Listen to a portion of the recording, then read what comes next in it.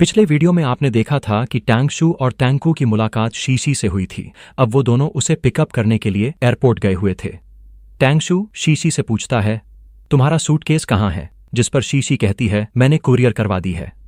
फिर टैंगशू कहता है, चलो चलते हैं, मुझे डूजी खाने का मन हो रहा है। वो दोनों आगे आगे चल रहे होते हैं, लेकिन टैंगशू पीछे रुक जाता है। इस पर टैंगशू उसे पूछता है, क्या हुआ? टैंगशू परेशान सा लगता है। वो शीशी से माफी मांगते हुए कहता है, तब मुझे कुछ भी अंदाजा नहीं था, इसीलिए मैं तुमसे अभी माफी मांग रहा हूं। ये सुनकर शीशी कुछ देर के लिए हैरानी में पड़ जाती है। फिर वो हल्की मुस्कान के साथ कहती है, कोई बात नहीं, वैसे भी बहुत लंबा समय गुजर चुका है, मैं इस बात को बहुत पहले ही भूल चुकी हूं। इसके बाद वो हंसते हुए कहती है, चलो चलते हैं, मुझसे और इंतजार नहीं होता। टैंगशू भी हंसते हुए कहता है, लगता है इसे डूजी खाने का बहुत मन है। ये सुनकर शीशी गुस्से से कहती है, क्या तुम मुझे ताना मार रहे हो? मुझे पता है तुम्हें डूजी पसंद नहीं है, ये कितनी बुरी बात है। टैंगशू हंसते हुए जवाब देता है, तुम मेरा हिसाब रख लेना। इसके बाद हमें दिखाया जाता है कि वो तीनों पार्किंग लॉट पर पहुंच चुके थे। शीशी टैंगशू से पूछती है, तुम कहां बैठना चाहते हो, कार का फ्रंट सीट पर या पीछे? टैंगशू कहता है, मैं पीछे बैठ जाऊंगा। कार के अंदर शीशी उससे पूछती है, क्या तुम अभी कॉलेज में पढ़ रहे हो? जिस पर टैंगशू हूं में जवाब देता है। जब शीशी को पता चलता है कि वो किस कॉलेज में पढ़ रहा है, तो वो टैंगशू से पूछती है, ये तो तुम्हारा स्कूल है ना? टैंगशू कहता है, हाँ, और मैं उसका प्रोफेसर हूं। ये कितना बड़ा कोइंसिडेंस है ना? ये सुनकर शीशी कहती है, हाँ, तुम बिल्कुल सही कह रहे हो। अगले सीन में हमें दिखाया जाता है कि वो दोनों शीशी के कॉन्सर्ट में पहुंच चुके थे। तभी एक पर्सन पीछे से टैंगशू को पुकारता है। उस पर्सन का नाम लू चेंगवेई है।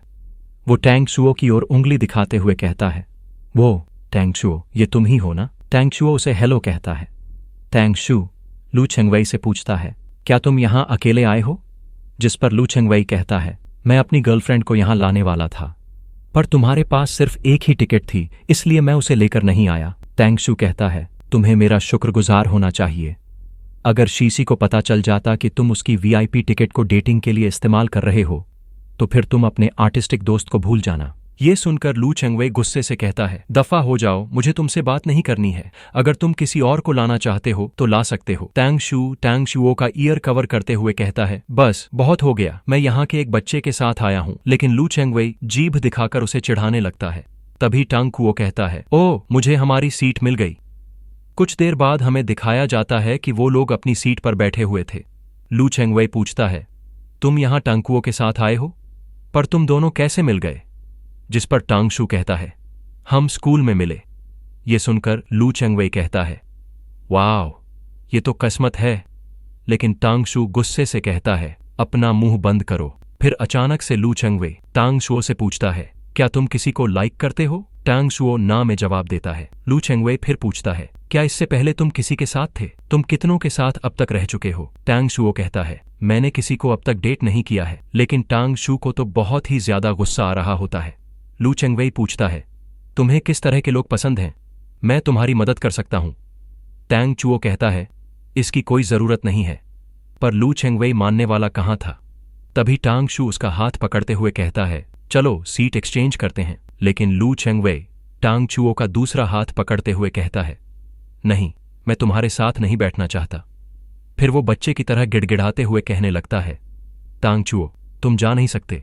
बहुत दिनों बाद हम दोनों मिल रहे हैं, मेरे साथ कुछ देर के लिए बैठो। टैंगशू गुस्से से कहता है, तो फिर तुम उसका साथ बकबक करना बंद करोगे? लू चेंगवेई कहता है, क्या मैं टैंगशू के रिलेशनशिप के बारे में पूछ भी नहीं सकता? ये सुनकर टैंगशू उसे गुस्से से घूरने लगता है। ये देखकर लू चेंगवेई घबराते हुए कहता है, ठीक है, मैं अपना मुंह बंद रखूंगा, अब तुम अपनी सीट पर बैठ जाओ। इसके बाद हमें दिखाया जाता है कि वो दोनों अपनी अपनी सीट पर बैठ जाते हैं। टैंगशू सोचने लगता है, फाइनली दोनों शांत हो गए। तभी शीशी का परफॉर्मेंस शुरू होता है। उसका डांस बेहद ही एक्सेलेंट था। टैंगशू देखता है कि टैंगशू बड़े ही ध्यान से उसका परफॉर्मेंस देख रहा है, इसलिए वो थोड़ा सैड हो जाता है। परफॉर्मेंस खत्म होने के बाद टैंगशू हंसते हुए शीशी के लिए क्लैप करने लगता है। तभी एक लड़की उसे एक बुके देते हुए कहती है, मैं बैक स्टेज स्टाफ मेंबर हूं और मैंने ये बुके प्रिपेयर किया है। मिसेस शीशी एक्सपेक्ट कर रही हैं कि आप ये फ्लावर उन्हें दें। ये सुनकर टैंग शू स्टेज पर ऊपर जाकर शीशी को फ्लावर देता है और कहता है, तुमने बहुत अच्छा डांस किया। उन दोनों को इस तरह से हंसते हुए देख टैंग कुओ की आंखों में आंसू आ जाते हैं। इसके बाद हमें दिखाया जाता है कि बहुत सारे रिपोर्टर शीशी से सवाल पूछने के लिए बेताब थे। एक रिपोर्टर कहती है, मिसेस शी, क्या आप डिसअपॉइंटेड हो गई थीं जब आपने पेरिस ओपन बैलेट जाने का एक मौका गंवा दिया था? जिस पर शीशी जवाब देती है, तब मेरी लाइफ में बहुत सारी मुश्किलें चल रही थीं। मेरी फिजिकल और मेंटल हालत सही नहीं थी और पब्लिक के कमेंट से मैं और भी ज्यादा स्ट्रेस्ड हो गई थी। एक रिपोर्टर पूछती है, तब बहुत सारे लोगों ने आपको सपोर्ट और एनकरेज किया होगा, क्या इसके लिए आप किसी को थैंक्स कहना चाहेंगी? इस पर शीशी जवाब देती है, मैं अपने एक दोस्त को थैंक्स कहना चाहूंगी जिसने अपने पर्सनल अफेयर्स को छोड़कर मुझे फॉरेन कंट्री ले गया था मेरे ट्रीटमेंट के लिए। आप ये भी कह सकती हैं कि जब मेरी लाइफ बहुत मुश्किल से गुजर रही थी तब उसने मेरी मदद की। मैं सच में उसे बहुत ज्यादा अप्रिशिएट करती हूं। वो रिपोर्टर कहती है, वाओ, ये कोई ऐसा पर्सन होगा जिसे आप लाइक करती हैं। मैं सही कह रही हूं ना? शीशी कहती है, कुछ सीक्रेट्स को रिवील नहीं करना चाहिए। उसकी इंटरव्यू टैंग शू और टैंग कुओ भी सुन रहे थे। टैंग शू पूछता है, उसकी इंटरव्यू अभी तक खत्म नहीं हुई, पर टैंग कुओ सोच रहा होता है तो टैंग शू मिस शीशी के साथ अब्रॉड गया था। इसी रीजन की वजह से किसी ने उसके घर का दरवाजा कभी नहीं खोला। टैंग शू कहता है, चलो चलते हैं, कुछ देर में उसकी इंटरव्यू खत्म हो जाएगी। हम उसके लिए कार के पास वेट करते हैं। कुछ देर बाद हमें दिखाया जाता है कि वो दोनों कार के पास शीशी का इंतजार कर रहे होते हैं। तभी वहां पर लू चेंगवेई अपनी गर्लफ्रेंड के साथ पहुंच जाता है और उनसे पूछता है, शीशी कहां पे है? क्या उसकी इंटरव्यू अभी तक चल रही है?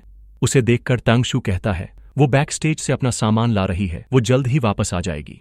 लू चेंगवेई कहता है, चलो हम लोग साथ में चलते हैं कहीं फन करने के लिए। पर टैंग शू गुस्से से कहता है, तुम अकेले जाकर फन करो। ये सुनकर लू चेंगवेई अपनी गर्लफ्रेंड को वहां से ले जाते हुए कहता है, तुम बूढ़े हो चुके हो, अब हम चलते हैं अपनी लाइफ को एंजॉय करने के लिए, बाद में मिलते हैं।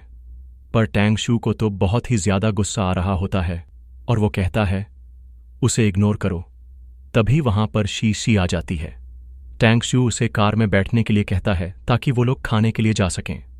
तभी टैंग कुओ शीशी को पुकारता है और उसे एक बॉक्स देते हुए कहता है, मिस शीशी, ये तुम्हारे लिए है। मुझे नहीं पता तुम्हें ये पसंद आएगा या नहीं। उस गिफ्ट को देखकर शीशी कहती है, मुझे ये पसंद आया, थैंक यू। मैंने कभी नहीं सोचा था कि मैं तुमसे दोबारा मिलूंगी। पिछली बार जो कुछ भी हुआ वो सब पास्ट की बातें हैं। टैंग चुओ कहता है, थैंक यू मिसेस शीशी। वैसे मुझे कभी मौका नहीं मिला ये कहने का कि तुम बहुत अमेजिंग डांसर हो। इधर टैंग शू सोच रहा होता है, ऐसा लगता है टैंग चुओ अभी भी पास्ट की बातें भुला नहीं पाया है। शीशी कहती है, ठीक है, अब चलो खाने के लिए चलते हैं, ऑलरेडी बहुत लेट हो चुका है। फिर हमें दिखाया जाता है कि वो तीनों कार में जा रहे होते हैं, पर ट्रैवलिंग करने के दौरान टैंग चुओ पीछे सीट पर सो गया था। शीशी बॉक्स में से एक चाम निकालते हुए बोलती है, मुझे नहीं लगा था कि वो मुझे कोई गिफ्ट देगा, अब वो बड़ा हो चुका है। पर टैंग शू कहता है, उस इंसिडेंट की वजह से वो बहुत परेशान है, इसी रीजन की वजह से वो भी तुम्हारा परफॉर्मेंस देखने चला आया। वो तुमसे माफी मांगना चाहता है, इसलिए उसने तुम्हारे लिए एक गिफ्ट भी प्रिपेयर किया। क्या तुम सच में सोचती हो कि ये सब उसकी गलती है? शीशी कहती है, क्या तुम मुझे अंडर एस्टिमेट कर रहे हो? फिर वो आगे कहती है, मैंने तब उसे बहुत बुरा भला कहा था, मुझे ऐसा नहीं कहना चाहिए था। जब मैं इसके बारे में सोचती हूं तो मुझे लगता है कि मुझे ऐसा बिल्कुल नहीं कहना चाहिए था। मुझे विश्वास नहीं हो रहा कि मैंने एक्चुअली एक बच्चे को ब्लेम किया इतने समय से। टैंग शू कहता है, इसमें तुम्हारी भी कोई गलती नहीं है, ये सब कुछ मेरी गलती थी। तभी शीशी कहती है, बैकस्टेज पर किसी ने मुझे प्रपोज किया था।